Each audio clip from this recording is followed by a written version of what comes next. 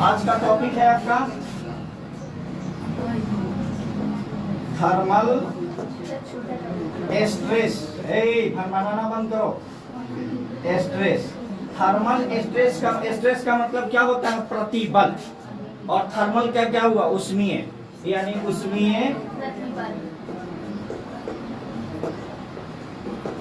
प्रतिबल। ठीक है, उष्मीय प्रतिबल कैसे समझाया जाए तुमको?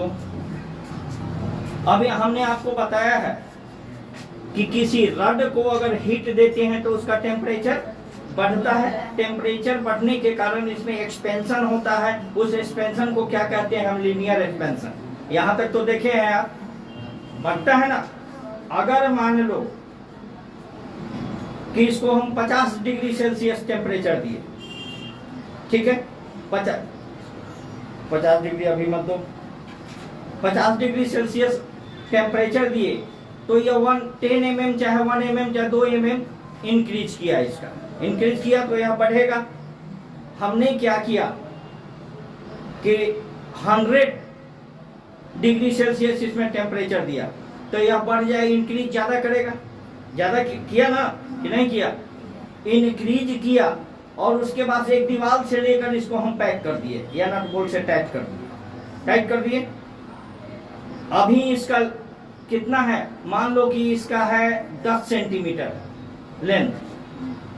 हीट दिए, टेम्परेचर बढ़ा, इसका लेंथ हो गया 11 सेंटीमीटर। हो गया। अगर दीवार से हम इसको ऐसे अटैच कर देते हैं, दो दीवार से अटैच हम कर देते हैं, ठीक है, और उसके बाद इसमें हीट देना हम शुरू किए, इसका लेंथ बढ़ेगा। जब लेंथ बढ़ेगा तब क्या होगा? यह बैंड कर जाएगा। कैसे? यह ऐसे बैंड कर जाएगा। बैंड करेगा कि नहीं? जब किसी चीज को, एक छड़ है मान लो, इसको दाबेंगे तो ये बैंड करेगा या नहीं? बैंड हो जाएगा। लेकिन हमने क्या किया कि ये दीवार नहीं है, या इधर से नट बोल्ट पर कसे हुए हैं, इसको हम क्या किए? हीट किए। हीट दिए, इसका टेम्परेचर क्या होगा? इंक्रीज होगा। इंक्रीज होगा तो इसका लेंथ क्या होगा? इंक्रीज होगा। कितना हुआ? Delta L. पहले एल था मान लो, अब डेल्टा एल हो गया। अब क्या किए कि इसको नट बोल्ट से हम टाइट कर दिए। नट बोल्ट से टाइट कर दिए, इंक्रीज हुआ तब नट बोल्ट से टाइट कर दिए, और फिर इस पर हम पानी गिराए। पानी गिराए, इसको ठंडा कर दिया अपने पुराने अवस्था में लाने के लिए। तो ये अपने पुराने अवस्था में आया। कहाँ आया? क्योंकि नट बोल्ट से टाइट कर दिए, आया जस्ट के तस उतना ही जो अगर 10 डिग्री टेम्परेचर पर जितना इसका लेंथ था ना, हमने इसको 20 डिग्री सेल्सियस दे दिया, इंक्रीज कर गया। इसके बाद इसको हम टाइट कर दिए यहाँ से, अब फिर इसको ठंडा करके ले आए पुराने पर 10 डिग्री पर। तो इसको घट के यहाँ आ जाना चाहिए था, क्योंकि इसको नट बोल्ट से टाइट कर दिए हैं। तो ये आएगा कैसे? आएगा जब तक डिफॉर्मिंग फोर्स हटाया नहीं जाता है तब तक अपने पुराने अवस्था में आता है कोई चीज। डिफॉर्मिंग फोर्स हटता है तब वह पुराने अवस्था में आता है। यानी इसमें कुछ स्ट्रेस, प्रतिबल, स्ट्रेस पैदा हो गया। इसी स्ट्रेस को हम क्या कहते हैं? थर्मल स्ट्रेस कहते हैं। तो थर्मल स्ट्रेस का अगर डिफिनेशन देना होगा तो हम किस तरह देंगे? बोलिए। स्ट्रेस, स्ट्रेस एकदम शॉर्टकट डिफिनेशन समझो, एकदम shortcut. Stress due to change in temperature, change in temperature is called thermal stress। ठीक है। टेम्परेचर में वृद्धि के कारण या टेम्परेचर में परिवर्तन के कारण जो प्रतिबल उत्पन्न होता है वह क्या कहलाता है? उष्मीय प्रतिबल। जिसको नोट करना है कर लो। ताप में परिवर्तन के कारण उत्पन्न प्रतिबल उत्पन्न प्रतिबल उष्मीय प्रतिबल कहलाता है हो। तो दूसरे ढंग से भी लिख सकते हो the stress produced by, stress किसके द्वारा प्रोड्यूस्ड होगा? By any change in temperature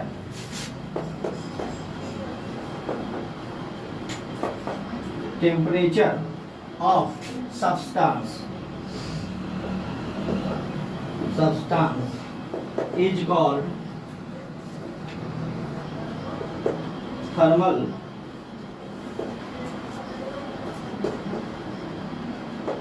temperature।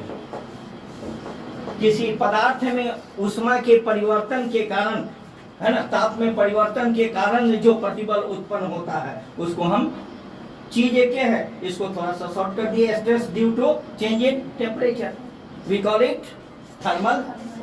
ठीक है, जिसको नोट करना है, किसी पदार्थ में ताप में परिवर्तन के कारण उत्पन्न प्रतिबल उष्मीय प्रतिबल कहलाता है।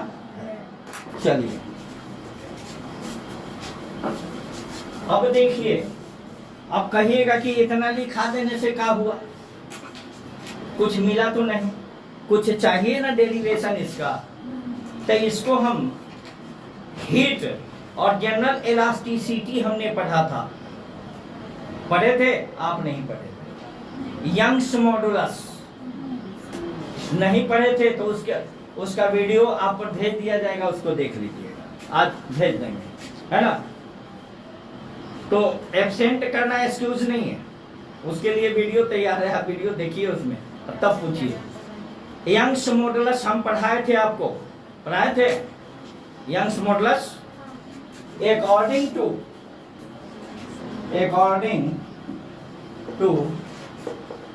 यंग्स मॉडुलस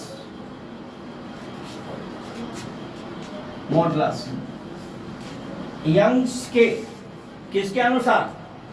यंग प्रत्यास्थता गुणांक, इसका हिंदी क्या होता है? यंग प्रत्यास्थता गुणांक। यंग प्रत्यास्थता गुणांक, यंग प्रत्यास्थता गुणांक को किससे इंडिकेट किया गया था, याद है आपको?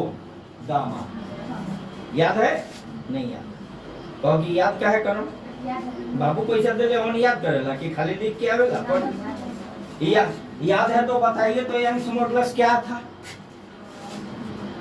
हाँ, ऊपर स्ट्रेस अपॉन स्ट्रेन, यानी प्रतिबल बटा विकृति, है ना।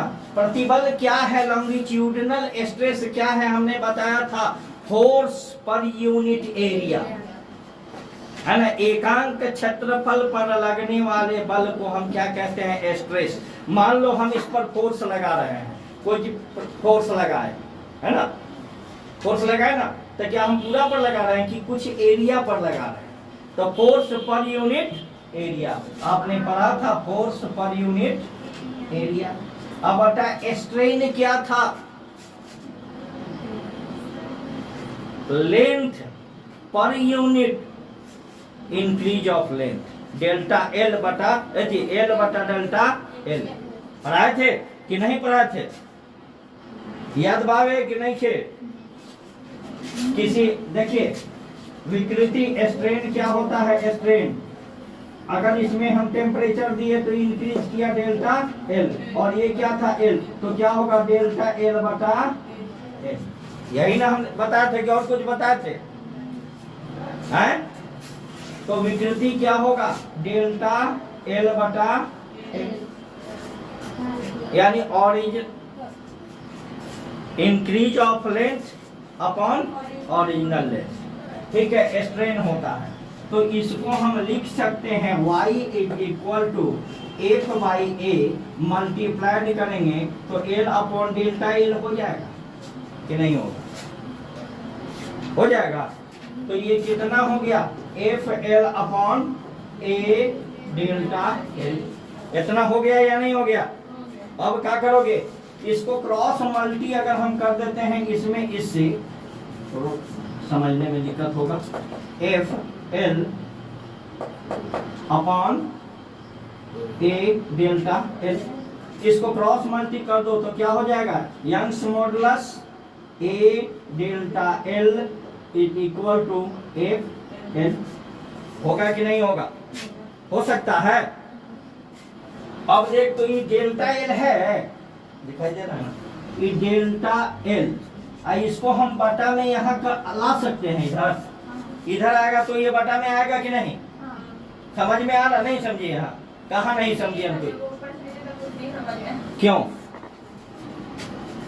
y इतना आया ना, तो a पर बाई ए, जब इसको मल्टीप्लाई करेंगे तो ये ऊपर ये नीचे आ जाएगा, F L upon A delta L होगा। तो अगर हम इसमें इससे मल्टीप्लिकेशन करते हैं तो इतना होगा, एफ एल हुआ, ये डेल्टा एल, इसको हम इधर लाएंगे तो ये बटा में आएगा, ठीक है। अब बराबर एफ अब बटा ये इधर आएगा, होगा कि नहीं होगा, हो सकता है। अब देखो तो हाल में पढ़ाए हैं उसमें तुम भी थी, ये चीज डेल्टा एल बटा एल है क्या चीज, हमको ये बता, हैं? We know that delta L upon L, याद कीजिए वो दिन, hello dear see here, delta L अब बटा एल नॉट लिखवाए थे, एल नॉट क्या था, इनिशियल, यहाँ पर एल क्या है, इनिशियल है ना, है कि नहीं है। तो डेल्टा एल बटा एल नॉट बराबर आपने क्या लिखा था, अल्फा डेल्टा टी आया था, लीनियर कोएफिशिएंट, क्योंकि अल्फा बराबर हम क्या निकाले थे, कितना बटा, अल्फा बराबर डेल्टा एल बटा एल नॉट डेल्टा टी आया था कि नहीं आया, तो डेल्टा एल बटे we know that delta L alpha delta T, लिख सकते हैं। इतना होता है कि नहीं होता है, जब इतना होता है तो ये बता डेल्टा एल बटा एल है ना, इसके जगह हम ये लिख सकते हैं, linear coefficient alpha delta T is equal to क्या होगा, F by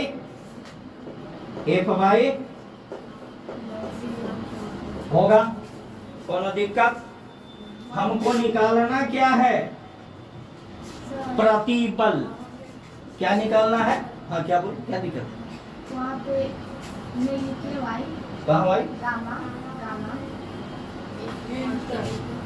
F upon gamma A है ना, एक मिनट, गामा